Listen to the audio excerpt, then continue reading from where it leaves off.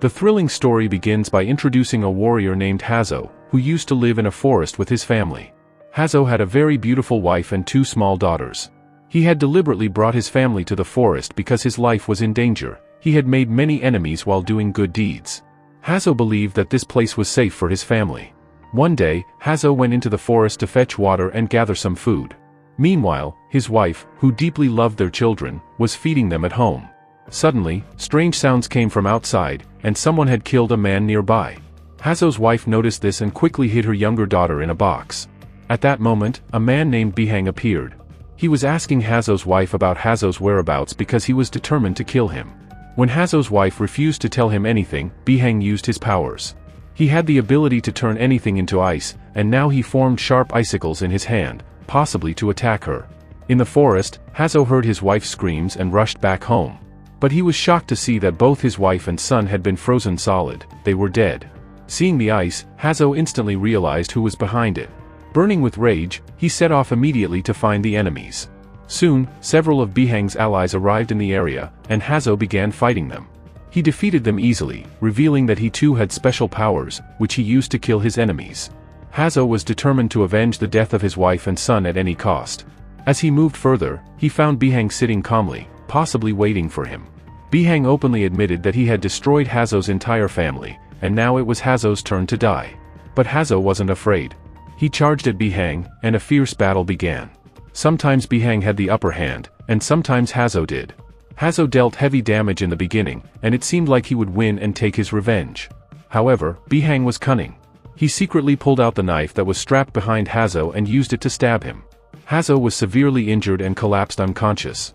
Bihang was convinced that Hazo would die, so he left without a second thought. A little while later, Hazo hears the screams of his daughter, the one his wife had hidden in a box. This meant she was still alive. Hazo slowly tries to move forward to save her, but he is so badly injured that he dies shortly after. In other words, Hazo meets a tragic end. Shockingly, his entire body burns up and turns into ashes, disappearing completely. This was something that only happened to a select few warriors, those who were truly special. Soon after, it begins to rain and thunder roars across the sky. Suddenly, a bolt of lightning strikes the ground, and with it comes the entrance of the god of lightning, named God Red. God Red picks up the knife that had killed Hazo and walks inside to find Hazo's daughter. He gently takes her with him to keep her safe and protect her. And then, many years pass after this tragic incident. At this point, we are told something very important: beings from another world, who are far more advanced than humans, want to engage in combat competitions with Earth's warriors. It is part of a larger challenge where fighters from different worlds must battle across various levels. From the beginning, the warriors from this other realm seemed to have the upper hand, and it looked like Earth would eventually lose. But Earth's warriors should not be underestimated. They, too, possess hidden powers. They just need to be awakened. Now we are introduced to a boy named Cole, who loved fighting. Cole is shown in a brawl with another student from his college, showcasing his skills. Watching this fight is a man named Jack, who, along with others, is captivated by the action. It's an intense match. Cole performs a variety of moves and fights very well, but in the end, his opponent manages to choke him out, and Cole loses. Despite the defeat, he gave his opponent a tough challenge. Later, Cole is seen in the dressing room with his daughter, who is appreciating and encouraging him. Then Jack, who was watching earlier, approaches Cole and asks him about a strange tattoo on his body. Cole casually replies that it isn't a tattoo but a birthmark, something he was born with. Jack begins to show deep interest in Cole, as if he recognizes the symbol. From that point on, Jack tries to become friends with Cole. We are then shown another world, home to humans from a different realm, who wish to conquer Earth. The ruler of that world is a man named Sheng, who has been trying for years to win the competitions and dominate humanity. Sheng wants to bring Earth under his control and rule over it completely. Now, standing before King Sheng is none other than Bihang, one of his soldiers. Sheng begins speaking to Bihang, emphasizing that they must win the final tournament at any cost. An ancient prophecy had foretold that they would ultimately be defeated by one human, someone who would possess immense powers and reunite scattered forces to defeat them all. This meant that Sheng's dream of ruling Earth might never be realized. To prevent that, he orders Bihang to eliminate all competitors before they can even participate. If no one is left to fight in the tournament, there would be no competition to win, paving the way for Sheng's easy conquest of Earth. Bihang cannot refuse his king, so he immediately departs for Earth to carry out the mission. Back on Earth, we see Cole again, sitting in a restaurant with his daughter. Not far from them, Jack is nearby in a car, keeping an eye on them. Jack is on the phone with someone, saying, "We've finally found the one we've been searching for all these years." He is clearly talking about Cole. Cole steps away for a moment to buy some food. Meanwhile, his daughter suddenly notices snow beginning to fall all around them, but it wasn't even the right season for snowfall. And not just snow, objects in the vicinity are beginning to freeze over. This is a clear sign that Bihang has arrived. Jack realizes this too. Understanding the danger, he quickly rescues Cole and his daughter, getting them into the car and driving away as fast as he can. Bihang must not be allowed to reach them. Cole is overwhelmed and confused. What on earth is going on? Jack finally begins to explain, "You're a warrior. You are the one who will lead us to victory and save the Earth. That birthmark on your body is not ordinary, it signifies who you really are. And the man chasing us? He is killing everyone who has that mark. In short, your life is in danger." Cole obviously doesn't want harm to come to him or his daughter. Jack continues driving, but they soon realize that Bihang is already ahead of them. He's figured out their location. Terrified, Jack tells Cole that they must reach a woman named Blade.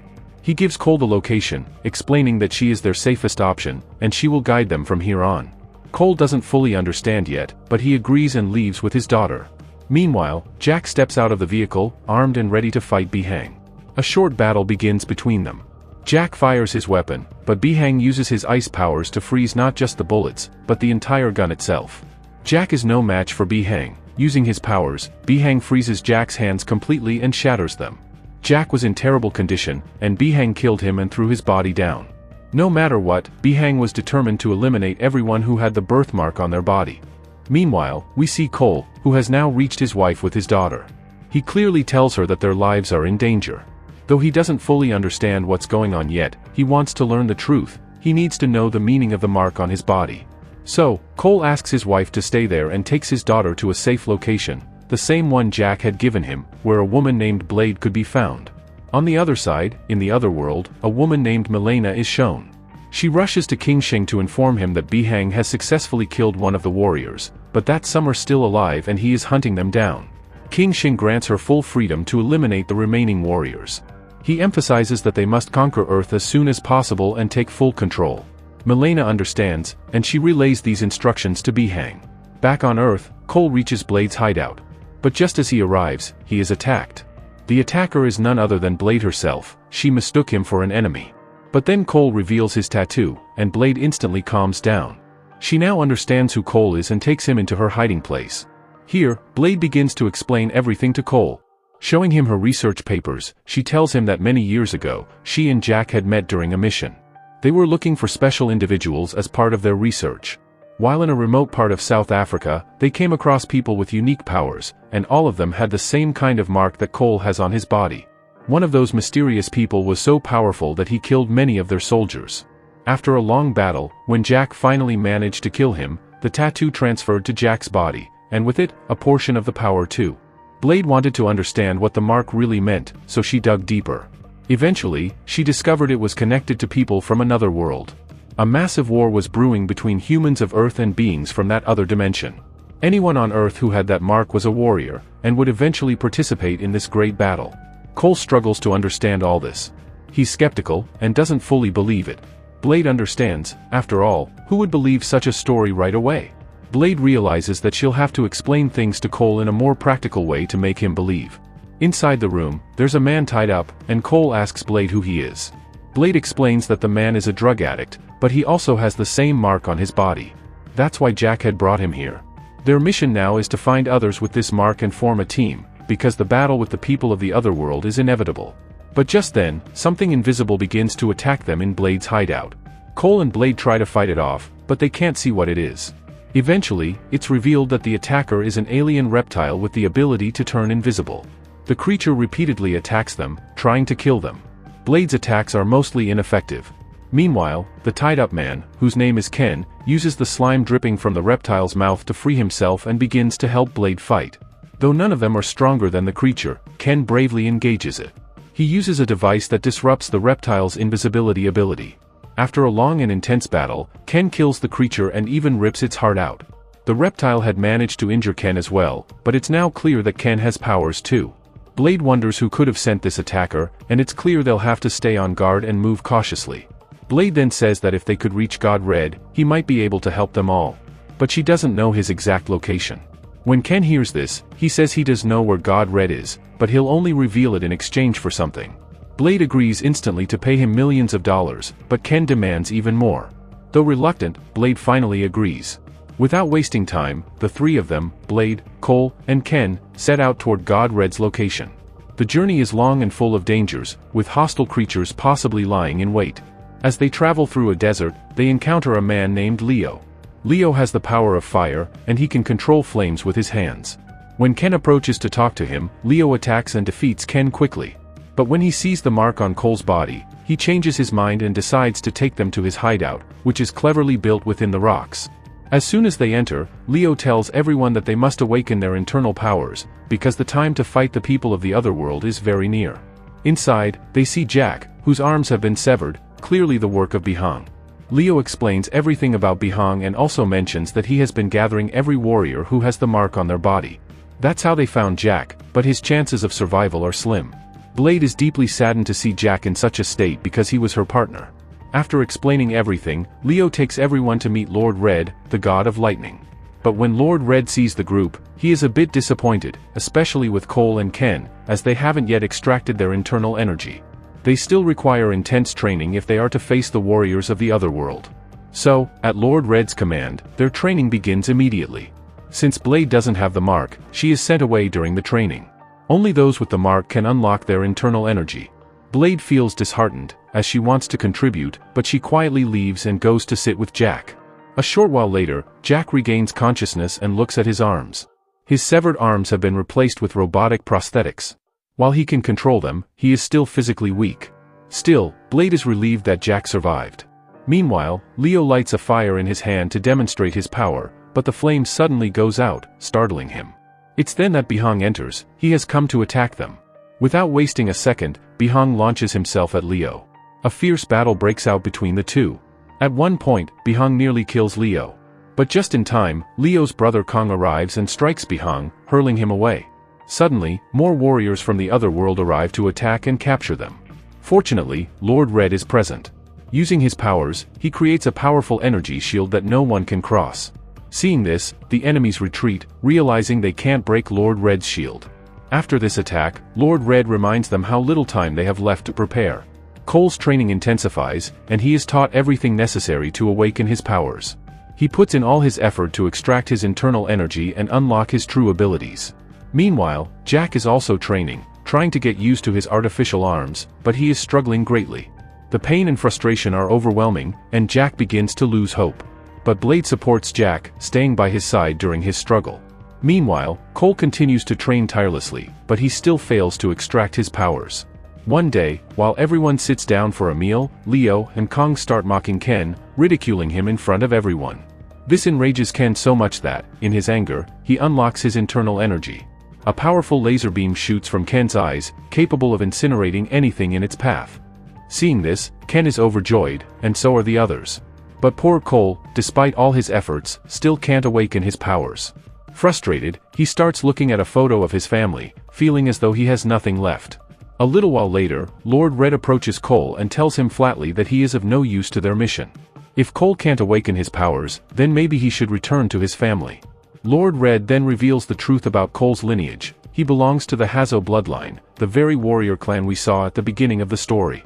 But Lord Red has no faith that Cole carries the same potential. He gives Cole permission to leave, and Cole departs to reunite with his family. Now the scene shifts to the Otherworld, where King Shing makes a fateful decision, to launch an attack on Earth. He gathers his powerful warriors, one by one. Among them is a massive, formidable warrior. Shing tells them that they must conquer Earth and take control, but their first obstacle is the energy shield created by Lord Red. Then, a warrior named Kevil steps forward and claims he can easily destroy the shield. Shing grants him permission, and Kevil heads straight to the temple where the shield is based. There, he approaches Ken and makes him an offer. If Ken disables the shield, he'll be rewarded with the Golden Temple. Ken, blinded by greed and desperate for wealth, agrees. Using his laser beam, he destroys the energy shield. With the shield gone, all the warriors from the Otherworld begin pouring in.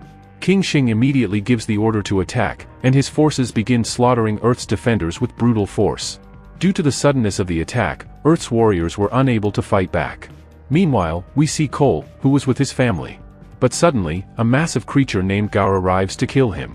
Gaur chases after Cole and finally catches him brutally. Just then, Cole's wife attacks Gaur with an axe, but it only enrages the creature. Gaur now moves to kill her. He grabs their car and tries to damage them further. Cole can't bear to see this, and in that intense moment, his internal powers finally awaken.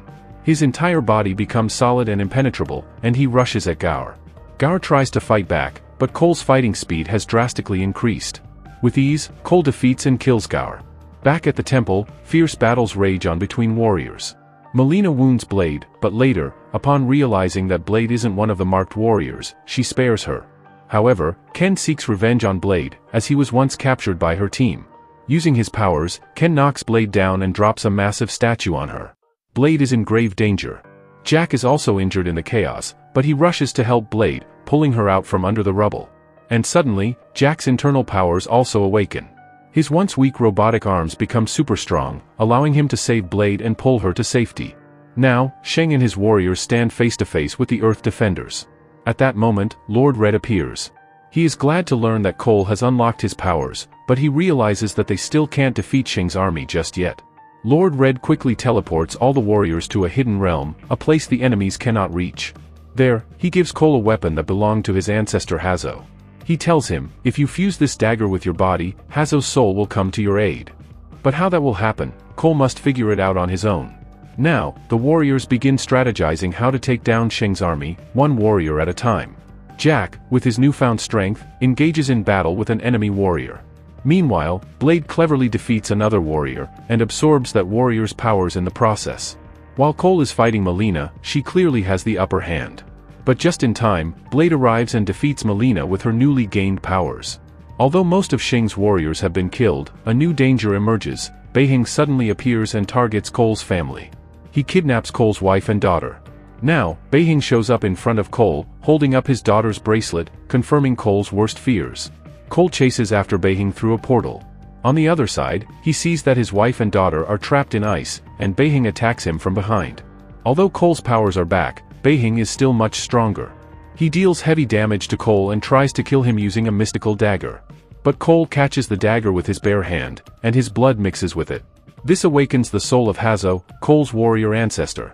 Hazo joins the fight, and together, Cole and Hazo, two warriors of the same bloodline, battle Beiheng. Despite all his strength, Beiheng is overwhelmed and ultimately defeated.